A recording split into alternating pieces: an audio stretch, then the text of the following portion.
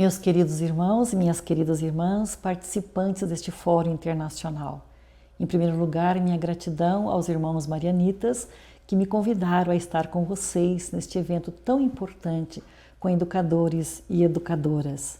Em primeiro lugar, eu gostaria de confiar esta nossa conversa à Nossa Senhora, Mãe e Educadora. Se ela educou tão bem Jesus, nos ensinará também a educar os irmãos e irmãs, adolescentes, crianças e adultos. Gostaria de iniciar com uma frase de Ellie Illisson, uma judia que escreveu no seu diário poucos dias antes de morrer no campo de concentração de Auschwitz. E ela diz: "Vou ajudar-te, Deus, a não apagar-te em mim, porém não posso garantir-te nada com antecedência. Sem dúvida, há uma coisa que se me apresenta cada vez com maior claridade. Não és tu quem podes ajudar-nos, senão nós que podemos ajudar a ti. E ao fazê-lo, ajudamo-nos a nós mesmos e mesmas. Isso é tudo que podemos salvar nesta época e também o único que conta, um pouco de ti em nós, Deus meu.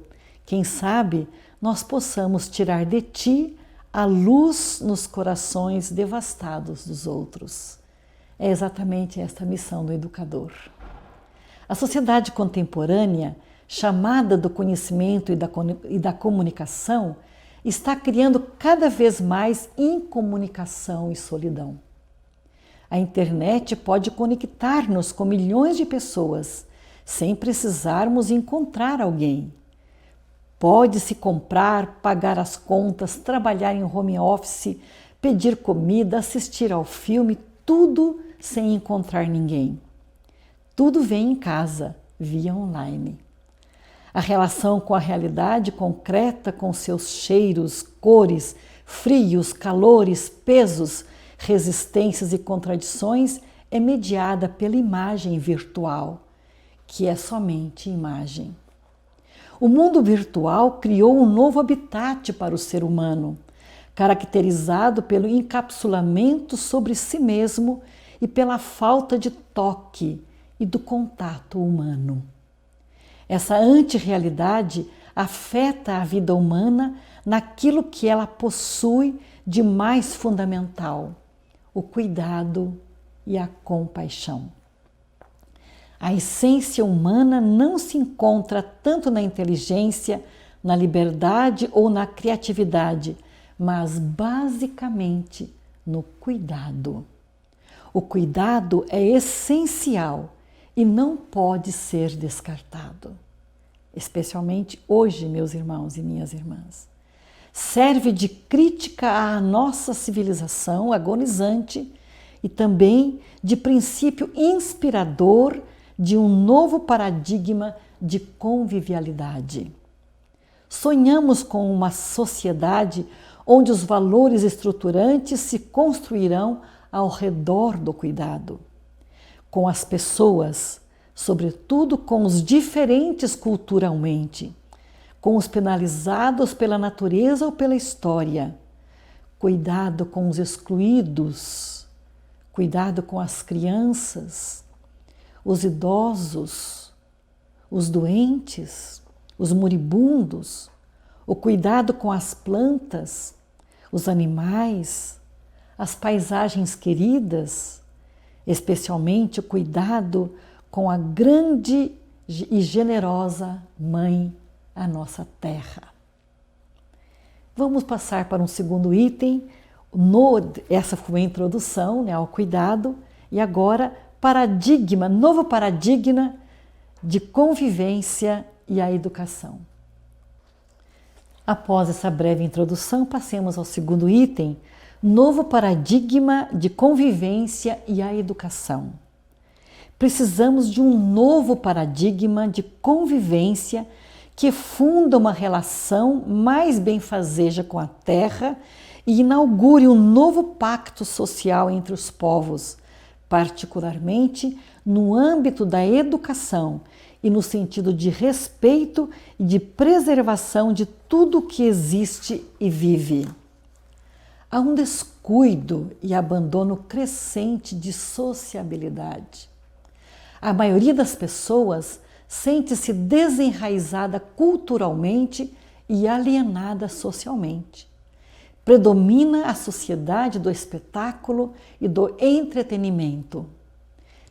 Necessitamos de uma nova filosofia que seja holística, ecológica, espiritual, que funda uma alternativa ao realismo materialista e devolva ao ser humano o sentimento de pertença à família humana, à Terra, ao universo e ao propósito divino, o desígnio de Deus por cada um de nós. Cuidar é mais que um ato, é uma atitude. Representa uma atitude de ocupação, preocupação, responsabilização e de envolvimento afetivo com o outro, com a outra. Educar é o mais alto grau do cuidado. É um ato relacional que pede a cada educador ternura vital. Ternura vital é sinônimo de cuidado essencial. O Papa Francisco nos fala tanto da ternura. É afeto que devotamos às crianças, adolescentes, jovens e adultos. É um conhecimento que vai além da razão, pois mostra-nos como inteligência que intui e vê fundo e estabelece comunhão. Terceiro ponto. Educar é uma tarefa comunitária. Os adultos a quem se confia um grupo de crianças, adolescentes ou jovens devem ser pessoas dotadas de certas competências relacionais e possuir algumas ferramentas didáticas que lhes permitam saber gerir o grupo e fazer com que, principalmente, as crianças cresçam em ambientes seguros, sadios e de crescimento integral. A ação educativa não é tarefa de uma única pessoa, professor, catequista, pais e outros. É essencialmente uma tarefa comunitária. Um famoso provérbio da Uganda nos diz: para educar uma criança é necessário uma tribo, uma aldeia inteira. E é esta aldeia segura que todos nós temos que construir.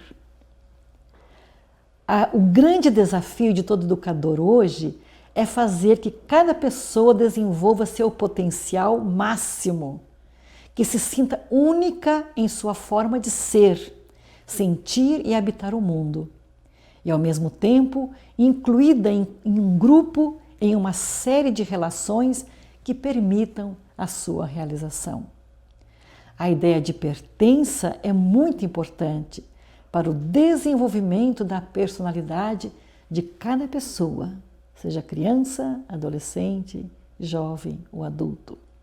O ser humano não nasceu isolado, nasceu para viver em relação. As relações afetivas que temos em nossas famílias, com amigos, professores e colegas, nos alimentam e aos poucos transformam nossas vidas.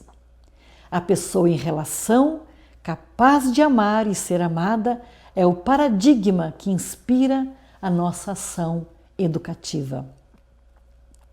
Nosso quarto ponto.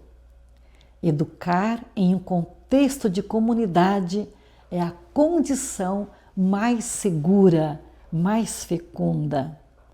Segundo o psicólogo americano Urié Buffenbrenner, o desenvolvimento de uma pessoa depende da rede de relações em que se encontra.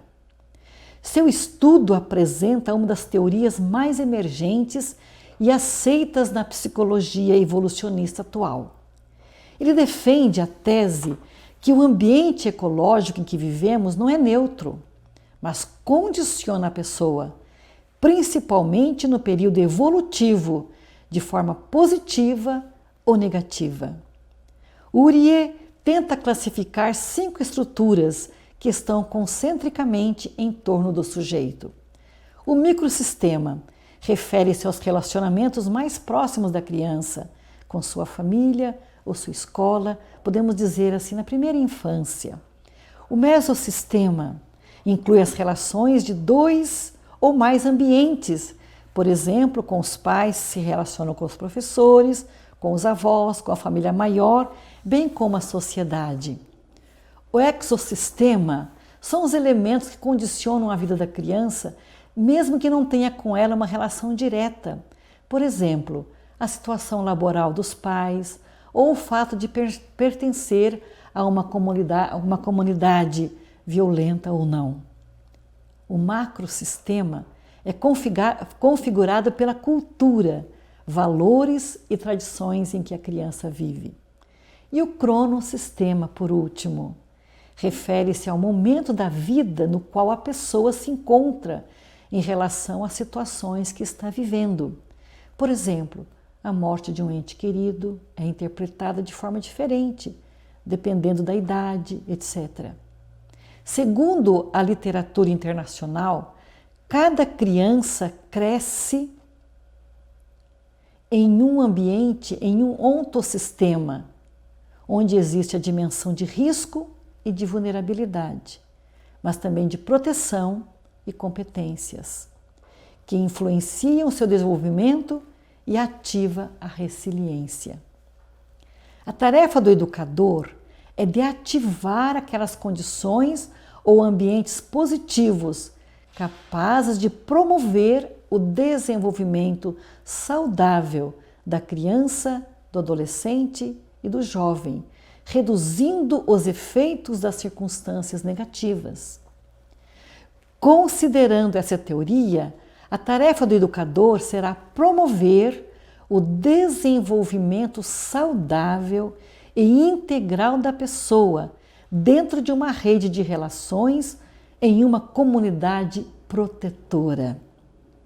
Uma comunidade protetora pode ser definida como uma rede de alianças, onde cada um se sente responsável para dar sua contribuição como um presente para os outros, onde se constroem laços positivos e respeito recíproco. A família, a escola, a paróquia, a sociedade esportiva, os grupos juvenis são realidades que precisam uns dos outros e devem trabalhar juntos. Deste modo, a comunidade pode ser realmente um recurso fundamental de proteção e um espaço de educação integral, porque, como diz Freire, ninguém educa ninguém e ninguém se educa sozinho. Os homens se educam entre si com a mediação do mundo. Nosso quinto ponto: habilidades para uma relação educativa significativa. A capacidade de resiliência permite no ser humano ser fomentada através do adulto de referência, adultos de referência, que saibam construir relações de confiança com as crianças. Essas pessoas de referência podem ser cada um de nós, num ambiente em que estamos em contato direto com crianças, adolescentes e jovens. Mas que tipo de relação educativa devemos construir em nossos ambientes de educação? E tenhamos uma sociedade sadia, em plena dignidade. Sobre essa relação com pessoas e encontro com pessoas de referência, M. Werner diz o seguinte, numa investigação que fez em 1955, em uma ilha do Havaí. Ela não suspeitava que os resultados obtidos estabeleceriam as bases para uma nova concepção do ser humano. Foi ela quem começou a falar sobre resiliência. Ela começou seu estudo com uma amostra de 700 crianças recém-nascidas de famílias que viviam em situações desfavoráveis de pobreza, desestruturação, doença mental e alcoolismo, com a intuição de que após 30 anos de acompanhamento obteria dados que comprovassem que aquelas crianças expostas a ambientes desfavorecidos desenvolveriam patologias de qualquer tipo. De fato, parte da amostra confirmou essa hipótese. A surpresa, porém, foi obtida quando 30% das crianças não só não desenvolveram nenhuma patologia, mas também viveram uma vida completamente normal, com um desenvolvimento saudável e positivo. A partir daqui, elas começam a repensar suas crenças, com base nos paradigmas prevalecentes baseados no risco. O que aconteceu? O inesperado foi batizado e, após erradicar o conceito de crianças invencíveis e focar no aspecto genético, conclui-se que essas crianças resilientes tinham algo em comum. Todas tinham, ao menos, uma figura significativa e não necessariamente um parente, em que as aceitava incondicionalmente, independentemente de suas características físicas, inteligências, temperamento ou ambiente em que vivia. Afinal, assim Verne concluiu: a influência mais positiva para elas é um relacionamento amoroso e próximo com uma pessoa, um adulto significativo. Vejam bem como que entrelaçam nossas atividades e atitudes no ambiente como comunidade educativa. Então, essas habilidades que nós devemos desenvolver na relação educativa. A primeira é ter um olhar transparente, incondicional, amigável, que nunca julga, domina, quer possuir ou manipular a criança ou adolescente.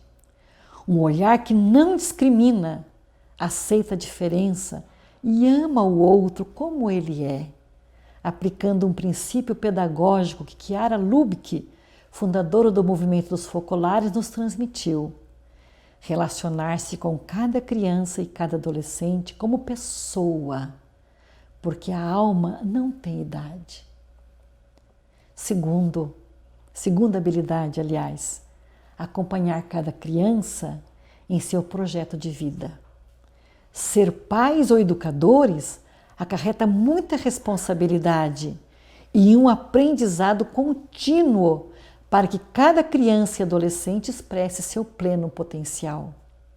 Terceira habilidade, saber escutar com empatia e não apenas simpatia ou compaixão. Nem sempre somos capazes de nos conectar com crianças e adolescentes quando eles nos comunicam suas emoções, principalmente, especialmente as negativas. Mostrar apenas simpatia ou compaixão faz com que se distanciam, porque sentem que não as compreendemos totalmente. No entanto, quando mostramos empatia, eles e elas se sentem ouvidos e compreendidos, também nos seus fracassos e preocupações. Embora às vezes não se encontre uma solução. Igualmente, este espaço que podemos oferecer a eles tem um significado único de cura. A escuta, a empatia é primordial. Quarta habilidade, promover uma comunicação assertiva. Aprender a comunicar com clareza e eficácia suas próprias emoções, opiniões, sem ferir o outro, a outra, sem atacar. Um dos aspectos da capacidade assertiva diz respeito ao cuidado do próprio corpo e à definição de um espaço de proteção pessoal e privacidade onde a pessoa se desloca sem permitir a entrada de estranhos. Nós vivemos um tempo bastante delicado com relação ao assédio, ao abuso. Então, esta capacidade assertiva é muito importante. Quinta habilidade, acreditar profundamente nas possibilidades de cada criança, adolescente, buscando todas as formas de destacar os aspectos positivos. Todas as crianças e adolescentes possuem certas habilidades que os tornam diferentes e únicos, pelo que podemos valorizá-los, patinar, correr, sonhar em ser um grande cientista, cozinhar, assobiar, todas as habilidades. Se não aplicarmos esse esforço positivo no momento da conquista de sua identidade, nossas crianças e adolescentes buscarão esse reconhecimento fora da família, fora da escola, talvez assumindo comportamentos negativos que os façam sentir importantes ou que sejam como um chamado de atenção. Nós podemos aqui lembrar como que são aliciadas as crianças para a droga. Então é exatamente neste ponto, meus irmãos, que nós acreditarmos no potencial de cada uma e de cada um, exatamente para se sentir valorizado, sentir-se gente. Sexta habilidade, promover que sejam protagonistas do seu processo educativo, abandonando o hábito de considerá-los objetos que devem ser preenchidos com conteúdos ou valores que consideramos importantes. E agora, com o nosso serviço online de educação, quanto que está faltando, que sonhamos de volta a essa relação olho no olho em nossas escolas, em nossas classes, em nossos grupos. Sétima habilidade, criar uma relação de reciprocidade. Hoje, no centro da educação, não está o educador e nem o aluno, mas sim a relação educativa que se estabelece entre os diferentes atores. É um espaço relacional, com um clima educativo acolhedor e de qualidade que valoriza ambas as partes. Oitava habilidade, gerar um clima de inclusão e empatia com todos, superando conflitos e barreiras. Cada criança, cada adolescente poderá olhar para outro coetâneo como um ser respeitável, mesmo que pertença a outra realidade étnica, social, religiosa, se já tiver passado pela experiência de ser aceito, de ser aceita, sem discriminação. Nós jamais discriminaremos, teremos preconceito se nunca sofremos isso em nossa vida. Sétima habilidade, priorizar o testemunho. Muito importante. A primeira forma de educar não é se esforçar para instruir ou corrigir, mas para viver plenamente o que se pede a uma criança ou adolescente ou jovem. Pede-se a eles sinceridade, obediência, paciência, perdão. As crianças precisam ver todas essas virtudes em nós, educadores, que somos modelos a serem observados. Última habilidade, sentir-se parte de uma comunidade e reconstruir o pacto educativo.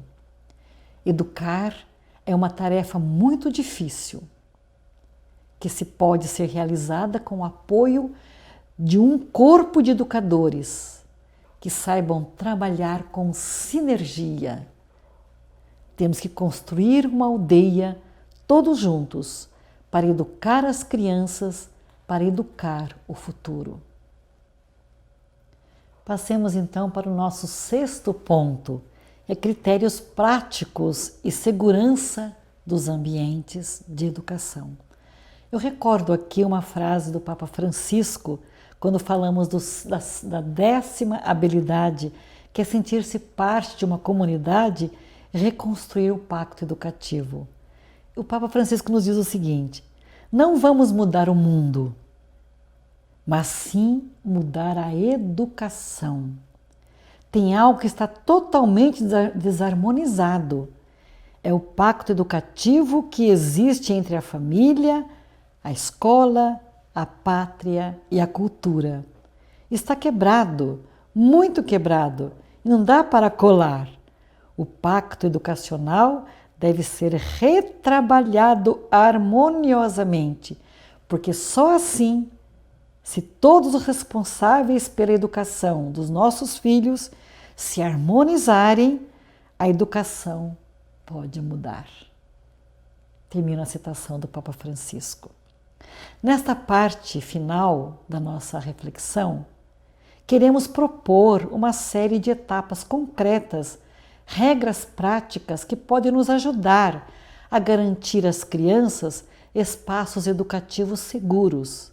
Lembremos que não somos psicólogos nem terapeutas, mas adultos, educadores acima de tudo, comprometidos com o bem-estar e a dignidade das crianças. Primeiro ponto desses critérios é a relação do educador com as crianças e adolescentes.